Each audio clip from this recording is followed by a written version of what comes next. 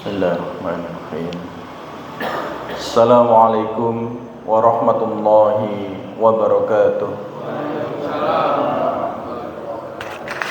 Alhamdulillah.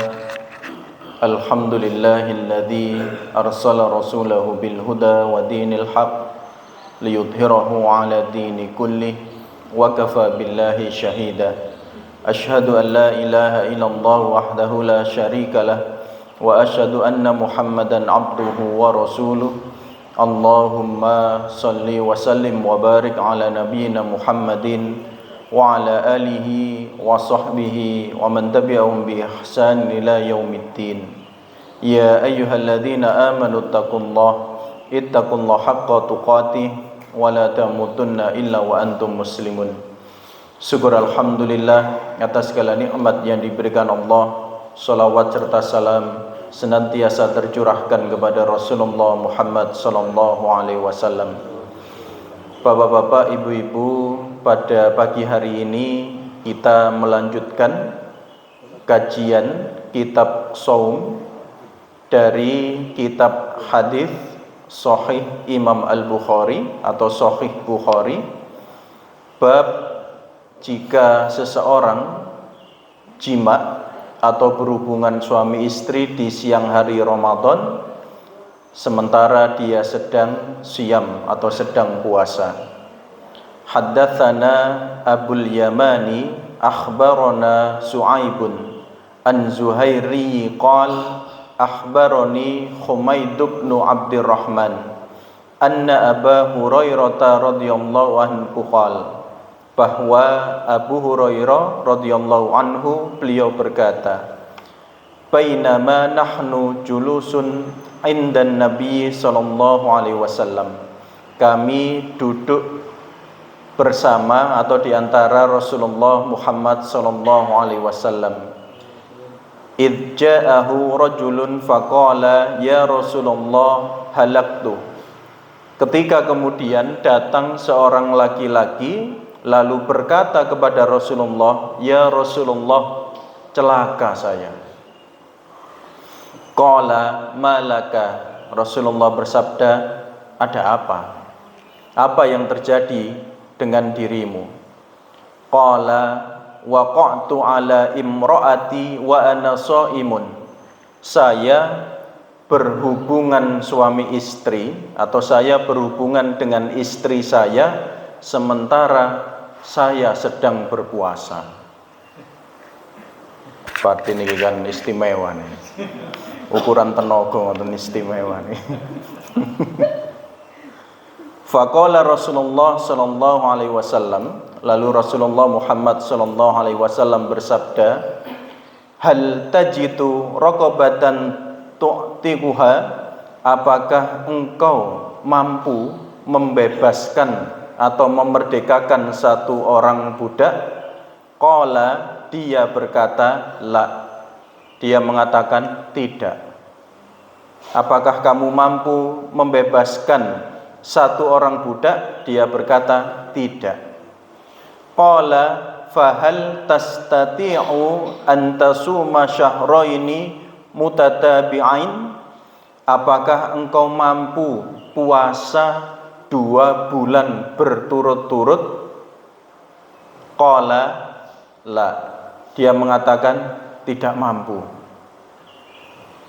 Faqala fahal tajidu it'ama sittina miskinan, apakah engkau mampu memberi makan 60 orang miskin? Qala la. Dia mengatakan tidak. Qala famakathan Nabiyyu sallallahu alaihi wasallam. Jangan bayangkan, ditanya 3 hal itu tetap menjawab tidak, tidak, tidak. Sampai kemudian famakathan Nabiyyu sallallahu alaihi wasallam, lalu Rasulullah berhenti sejenak, mikirnya. Iki yo opo iki? Kalau kita mungkin begitu. Fabaina nahnu ala dzalika utiyan nabiy sallallahu alaihi wasallam bi'arakin fiha wal araqul miktal. Kemudian dalam keadaan yang demikian lalu datang atau didatangkan oleh seseorang kepada Nabi Shallallahu Alaihi Wasallam bi'arakin, keranjang fiha tamrun, ada tamr, di dalamnya adalah kurma. Wal araqul miktal. Kemarin saya coba cek apa maksudnya dari tadi sudah disampaikan araq artinya keranjang, di sini diperjelas dengan wal araqul miktal artinya keranjang yang besar. Saya cek keranjang besarnya itu seperti apa, kurang lebih isinya antara 45 kilo sampai 60 kilogram kurma. Artinya perhitungan ini cukuplah untuk makan selama 2 bulan atau memberi makan orang miskin sebanyak 60. Kalau kita berapa kilogram beras nih berarti perhitungan kita, maka kita hitung sebagaimana kita makan. Kalau kita makannya dalam sehari banyak kali, ya hitungannya itu hitungan kita. Qala aina sa'il, Rasulullah bertanya, di mana orang yang tadi bertanya? Faqala, dia mengatakan, ana ya Rasulullah, saya ya Rasulullah. Qala khudha fatasaddaq bihi, ambillah araq miktal tersebut, ambillah kurma tersebut dan bersedekahlah dengannya. Faqala ar-rajul, lalu laki-laki itu berkata, a'ala afqara minni ya Rasulullah, apakah untuk seseorang yang lebih fakir dari saya ya Rasulullah? Fa wallah, demi Allah, ma baina labataiha yuridul harrataini ahlu baitin afqaru min ahli baiti. Ya Rasulullah, di antara dua bukit berbatu yang berwarna hitam ini tidak ada orang yang lebih miskin dari saya dan keluarga. Sudah disampaikan begitu, ada yang membawakan kurma, sudah ini sedekahkan, masih bertanya, ya Rasulullah, apakah ini diberikan untuk orang yang lebih fakir dari saya? Sementara di daerah saya yang paling fakir itu saya. Jangan bayangkan.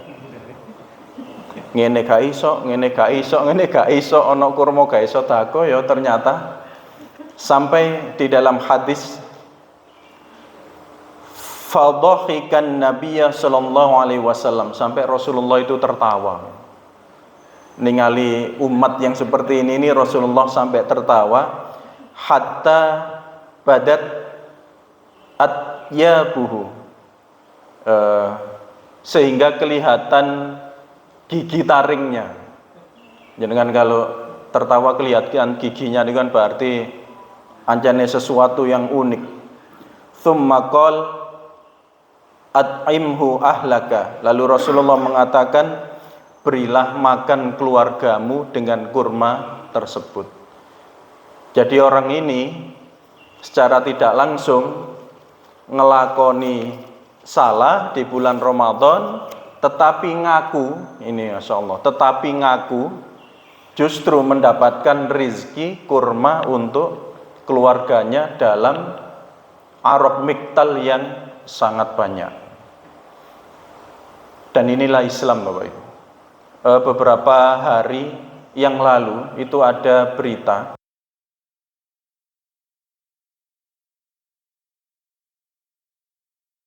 ibunya sendiri berakhir dengan gantung diri. Jangan bayangkan. Ketika kemudian informasi dari tetangga ataupun informasi dari kepolisian, dulu orang yang bunuh diri ini kaya, kemudian ekonominya jatuh sampai tidak bisa makan, sementara Minun sewu, orang yang dulunya mampu kemudian jatuh tidak mampu, meminta makan tetangganya itu kan tidak mudah. Apa yang dilakukan? Satu keluarga bunuh diri. Hari ini Bapak Ibu, jenengan bisa cek data-data. Dulu orang mengambil pinjol itu untuk kebutuhan kemewahan. HP-nya biasa begitu. Kemudian diserang iklan karena negara kita ini kan tidak tahu sistem ekonominya yang mana ini.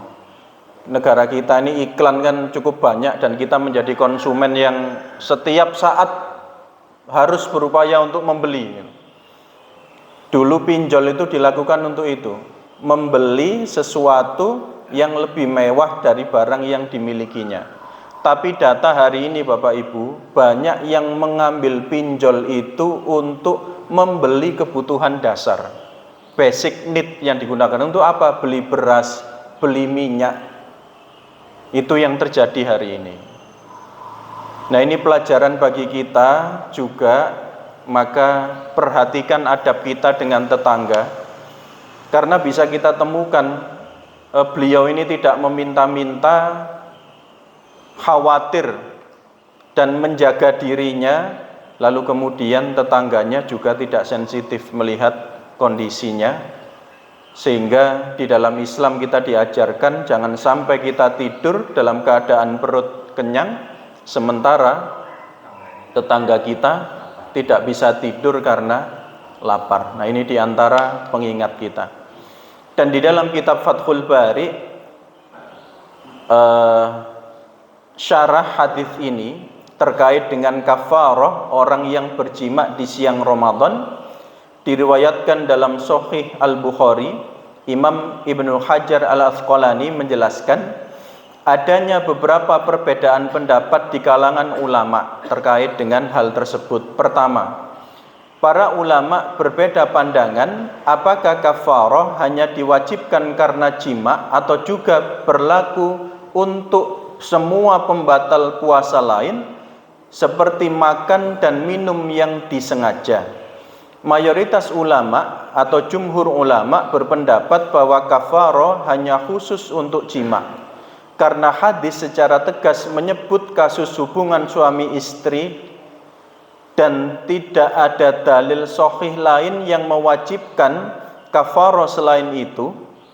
Sementara madhab Hanafiyah memperluas kepada setiap pembatal puasa yang dilakukan secara sengaja dengan alasan sama-sama merusak kehormatan Ramadan. Namun Ibnu Hajar cenderung menguatkan pendapat jumhur ulama karena lebih sesuai dengan teks hadis. Jadi jumhur atau mayoritas ulama mengatakan kafarah tadi terkait dengan siam, terkait memberi makan orang fakir, hal tersebut sekali lagi khusus hanya untuk hubungan suami istri ketika siam di bulan Ramadan. Sementara untuk makan dan minum yang disengaja hanya pada puasa batal, harus mengganti di lain hari, namun tidak ada hukuman atau kafarah seperti ketika berhubungan suami istri. Namun ulama madhab Hanafiyah menyampaikan memperluas itu. Orang yang makan dan minum dengan sengaja mencederai kehormatan puasa, maka berlaku juga kafarah yang tadi, membebaskan budak, siam, atau memberi makan orang fakir. Umumnya di Indonesia yang mana Bapak Ibu? Enggak, umumnya di Indonesia kalau makan dan minum sengaja membatalkan puasa dengan makan dan minum, mencederai puasa maksudnya. Ini bukan karena keadaan lemes, keadaan sakit, bukan, sengaja. Lha men kok mangan, Cak? Yo, gak apa-apa, meneh nyaur. Wong kepingin mangan misalkan ya. Ini hukumannya adalah puasanya batal dan harus ganti. Tidak sampai kemudian seperti halnya orang yang berhubungan suami istri. Nah, di sini sehingga kemudian juga dikiaskan. Kita hari ini makan dan minum karena lupa, puasanya batal atau tidak? Tidak. Orang yang berhubungan suami istri di bulan Ramadan sedang siam, lupa puasanya batal atau tidak? Lupa loh nih. Panjenengan kok mboten adil, makan minum lupa aman, berhubungan suami istri lupa gak oleh. Kenapa nih? Walaupun, nah ini ulama juga ada selisih pendapat terkait itu. Sampai menjadikan detailnya itu. Ya Allah, kalau jenengan baca Fathul Bari ini, penjelasan hadis ini berhalaman-halaman. Sampai pertanyaannya itu begini. Nun sewu, ini sama-sama dewasa. Ketika melakukan hubungan itu kemudian ingat pertanyaannya, sudah orgasme apa belum? Sampai begini. Nun sewu ini, baru separuh eling misalkan. Ini kita bicara fikih loh, bukan sesuatu yang jorok loh. Ini kita bicara fikih. Itu ulama membedakan loh, sampai sedetail itu fikih ini. Kados ngeten ya. Baru makan ingat. Dengan ada yang satu piring kepedesen ingat. Niku beda loh. Gitu? Ya napa niki? Tenggorokan terbakar, lidah terbakar, eling. Loh aku lak poso. Ya napa niki hukume? Langsung berhenti sementara tenggorokannya terbakar, lidah terbakar, atau harus bagaimana? Nah, ngombese iki oleh ta gak? Gitu. Nah, ini secara fikih kan beda. Beda dengan orang makan kurma. Loh, poso enak. Lah niki mangan seblak ya. Pedes pisan. Wayane po pedes eling. Wah, aku lak poso ya apa? Itu beda nih. Nah, ini diantaranya ulama itu sampai begitu. Klimaks apa belum itu beda secara hukum, masya Allah. Nah, termasuk ini yang kedua, terdapat perbedaan. Jadi jenengan nanti jangan kaget ketika kemudian ini hadisnya kan sama, tapi sudut pandang ulama bisa beda. Jadi jangan kaget. Yang kedua, terdapat perbedaan tentang apakah kafaroh juga wajib bagi istri jika ia melakukannya dengan sukarela. Loh, pembahasannya. Loh, sing dihukum iki sapa misalkan? Yang dihukum ini siapa? Suaminya saja. Ulama mikir, loh, lah bojone ya gelem kok sing wedok. Sampai begitu ini fikih ini. Tak berdaya. Ya Allah. Jumhur ulama atau mayoritas ulama menyatakan bahwa jika suami dan istri sama-sama rela, maka keduanya wajib mengganti puasa dan membayar kafaroh. Nah, ini kalau dua-duanya rela. Karena keduanya sama-sama melakukan pelanggaran. Adapun jika istri dipaksa, maka kafaroh hanya wajib atas suami. Misal suaminya ngancam, "Amene gak gelem tak pegat," misalkan ya. Ngeweri ini suaminya ya. Mana gak gelem tak pegat. Akhirnya istrinya kepepet, wis terpaksa gitu. Wonten napa kasus ngeten, tapi ini dibahas di fikih maksudnya. Mungkin jenengan WA mawon enten. Ada sebagian kecil pendapat yang menyatakan kafaroh hanya atas suami karena hadis tersebut hanya menyebut satu orang. Namun penjelasan Ibnu Hajar menunjukkan bahwa penyebutan satu orang dalam riwayat tidak berarti pembatasan hukum hanya untuk suaminya. Artinya suami dan istri sama-sama kena hukuman. Yang ketiga, para ulama juga berbeda pendapat tentang sifat kafaroh itu sendiri. Apakah tertib berurutan atau boleh memilih takhyir? Jadi apakah berurutan? Ini mampu? Tidak. Kalau begitu ini mampu? Bisa. Maka begitu. Jadi berurutan mulai dari yang pertama tadi sampai yang terakhir. Namun ada ulama yang juga menyampaikan boleh milih. Mampu tidak membebaskan satu orang budak. Mampu tidak puasa 2 bulan berturut-turut. Mampu tidak memberi makan fakir 60 orang. Boleh milih. Ada ulama yang demikian. Ada ulama yang menyampaikan tertib. Mana dulu yang lebih mampu. Jumhur berpendapat atau mayoritas ulama berpendapat wajib tertib, artinya berurutan. Mana dulu yang mampu, tidak boleh langsung mengambil yang ringan. Hal tersebut sebagaimana dalam hadis Nabi menanyakan satu persatu pilihan kafaroh dan berpindah ke opsi berikutnya. Setelah orang tersebut menyatakan tidak mampu, ini menunjukkan urutan bukan pilihan bebas. Sebagian ulama memang membolehkan memilih, namun pendapat yang lebih kuat menurut Ibnu Hajar adalah wajib tertib. Yang keempat, muncul pembahasan apakah kafaroh gugur bila seorang benar-benar tidak mampu, membebaskan budak tidak mampu, puasa tidak mampu, memberi makan fakir juga tidak mampu, apakah terlepas hukuman tersebut, kafaroh tersebut?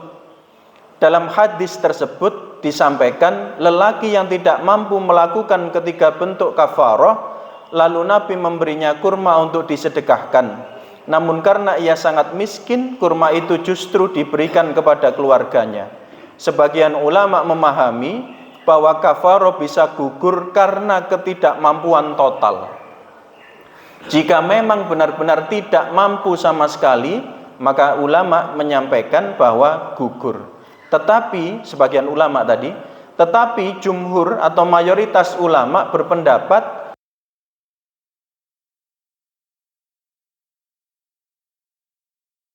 mampu harus dilunasi. Ibnu Hajar menjelaskan bahwa peristiwa tersebut bukan pengguguran kewajiban, melainkan bentuk bantuan Nabi agar ia tetap menunaikan kewajiban sesuai kemampuannya.